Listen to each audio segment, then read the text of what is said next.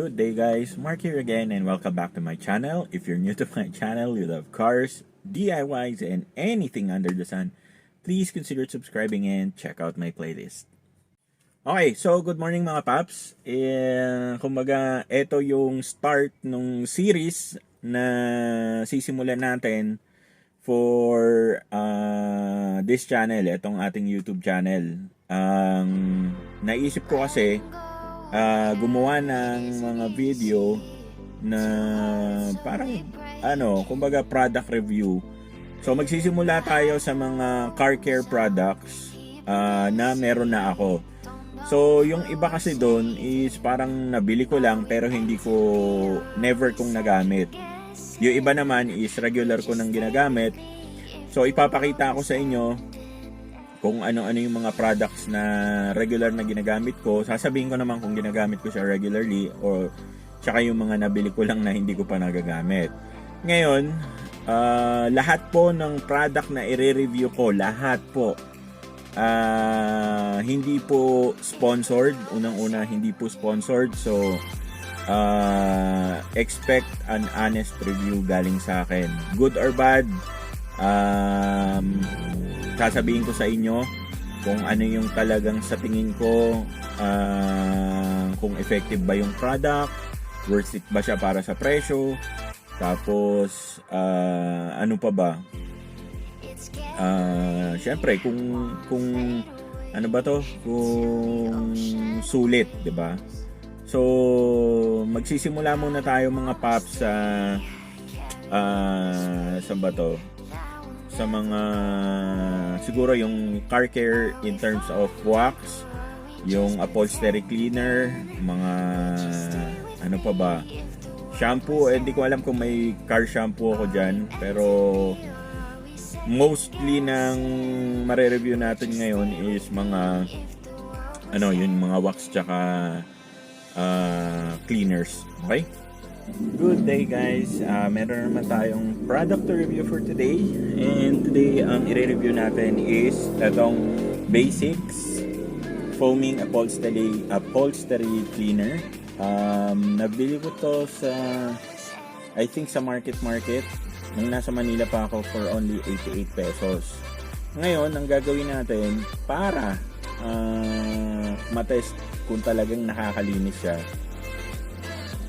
clean paper towel yung gagamitin natin, and ang sabi nila dito is removes tough stains, removes odor, deep cleans and refreshes car upholstery and carpet. So pwede daw siya sa carpet.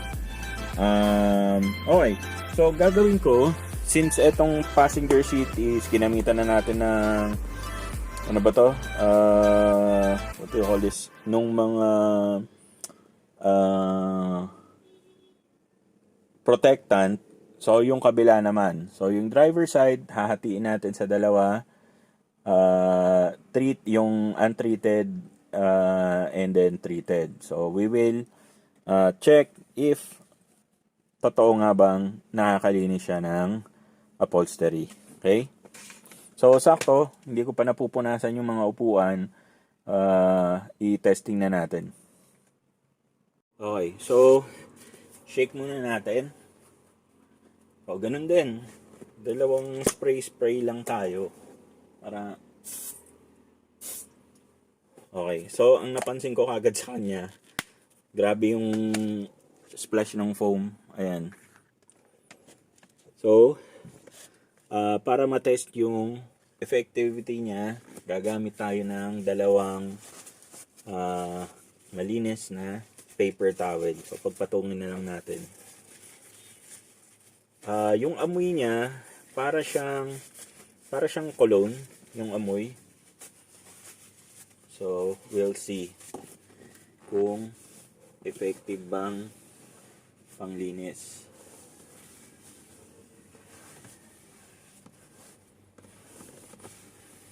So, yung amoy niya, very, very strong. So, para siyang cologne na panglalaki. Good!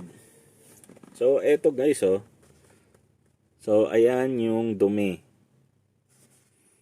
So, hindi siya ganun karumi, pero okay. Ayan. 'Di ba? So, ang napansin ko sa kanya, yung amoy niya, sobrang bango. Tapos, yung feels nung ano niya, hindi siya oily. Parang, alam niyo yung leather pagka napahiran ng alcohol, parang ganun. So, madulas. Ayan. Anyways, so, we will wait for siguro mga 2 minutes lang para matuyo lang. And then, i-compare natin dun sa kabilang side. Alright, so 2 minutes, guys. Tingnan nyo in comparison. So, yung mga puti-puti, ano lang yan, yung paper towel. So, clearly, guys, mas malinis to, tong side na to. Ayan, oh. Compared doon, especially tong part na to. Ayan, tingnan nyo. 'Di ba? So, for 88 pesos, meron na kayong cleaner. And this is, ilang ano ba to? So, 345 ml. Siguro matagal-tagal nyo rin gagamitin. Ang maganda sa kanya is, yun nga, mabango. Yes, mabango. Amoy cologne. So, kung hindi kayo mahilig sa very strong na amoy, hindi ko siya nire-recommend. Pero for the price of 88 pesos, if I'm gonna score it between 1 to 10, siguro I'll give it a 6. 'Di ba? Hindi siya, ang maganda kasi dito, hindi siya nagli-leave ng wet na feel. Kasi pagka ganun yung cleaner na ginamit nyo, kailangan yung patuyuin pa yun. At syempre, pag hindi siya natuyo ng maayos is maasim yung amoy. So, 88 pesos, that's a good deal. Ito, hindi ko lang sure kung meron sa mga Japan home neto.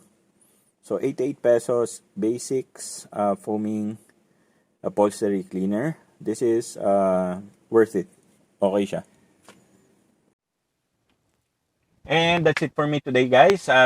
Hope you liked the video. If you did, please give this video a thumbs up. At kung hindi pa po kayo nakasubscribe, hit nyo na po yung subscribe button. Again, Mark nga pala ulit. And kung kailangan nyo po ng parts and accessories ng inyong sasakyan, link po sa description section below.